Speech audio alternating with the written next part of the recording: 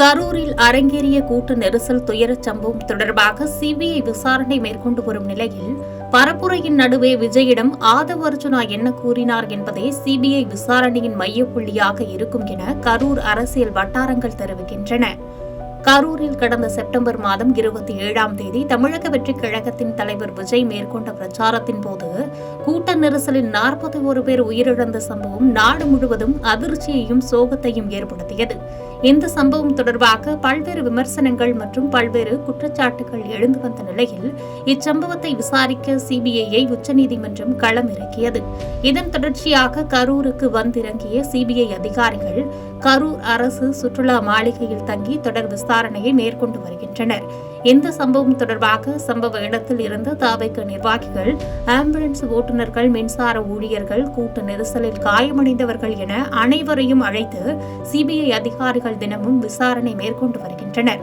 CBI விசாரணையில் மிக முக்கிய சாட்சியமாக நடிகர் விஜய் பரப்புரை மேற்கொண்ட பிரச்சார வாகனத்தில் அமைக்கப்பட்டிருந்த சிசிடிவி காட்சிகள் கிடைக்கப்பட்டிருப்பதாக கூறப்படுகிறது.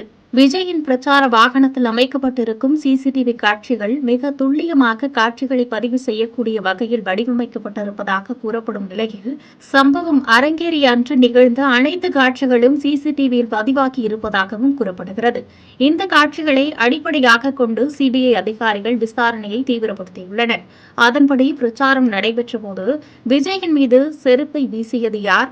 பிரச்சார வாகனத்தில் இருந்து விஜய் எத்தனை தண்ணீர் பாட்டில்களை கூட்டத்தில் வீசினார்? அவ்வாறு வீசப்பட்ட தண்ணீர் பாட்டில்கள் கூட்டத்தின் எந்த பகுதியில் விழுந்தது? கூட்டம் நடைபெற்ற போது ஆம்புலன்ஸிற்கு போன் செய்து அழைத்த நபர் யார்? பிரச்சாரத்தின் போது மின்சாரம் அணைக்கப்பட்டிருந்தால் அதற்கு யார் காரணம் எனவும் சிபிஐ அதிகாரிகள் தொடர்ந்து விசாரணை மேற்கொண்டு வருகின்றனர்.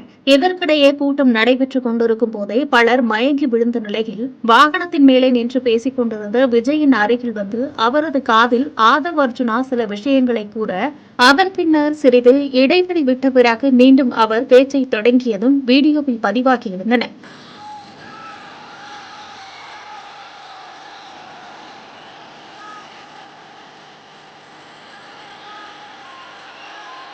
பேசலாமா?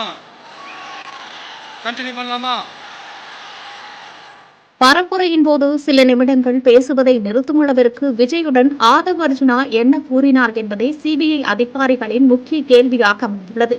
சிபிஐ விசாரணை வளையத்திற்குள் விஜய், ஆதவ் அர்ஜுனா உள்ளிட்ட தவிகவின் முக்கிய தலைவர் இன்னும் வராத நிலையில் அவர்களிடம் மேற்கொள்ளப்படும் விசாரணையின் போது இது குறித்தான தகவல்கள் கிடைக்கும் என சொல்லப்படுகிறது. கரூர் துயர சம்பவம் தொடர்பாக சிபிஐ விசாரணை இறுதிக்கட்டத்தை எட்டியிருக்கும் நிலையில் ஆதவ் அர்ஜுனாவின் பதிலுக்காக அதிகாரிகள் காத்திருப்பதாகவும் கூறப்படுகிறது. எதுவாகினும் கரூர் துயர சம்பவம் தொடர்பான சிபிஐ விசாரணையின் முடிவு வரும் சட்டமன்ற தேர்தலின் முடிவுக்கான முக்கிய காரணமாக அமையப் போகிறது என்பதே அரசியல் நோக்கர்களின் கருத்தாக உள்ளது. செய்திகளை உடனுக்குடன் தெரிந்து கொள்ள கீழ்கண்ட கேபிள் மற்றும் டிடிஎச் நெட்வொர்க்குகளில் எம்நாடு செய்தி தொலைக்காட்சியை காணுங்கள். பாதகம் செய்பவரை கண்டால் நாம் பயம் கொள்ளலாகாது பாப்பா. மோதி மிதித்துவிடு பாப்பா, அவர் முகத்தில் உமிழ்ந்துவிடு பாப்பா. அண்மை செய்திகளை உடனுக்குடன் தெரிந்து கொள்ள இணைந்திருங்கள் எம்நாடு தொலைக்காட்சியுடன்.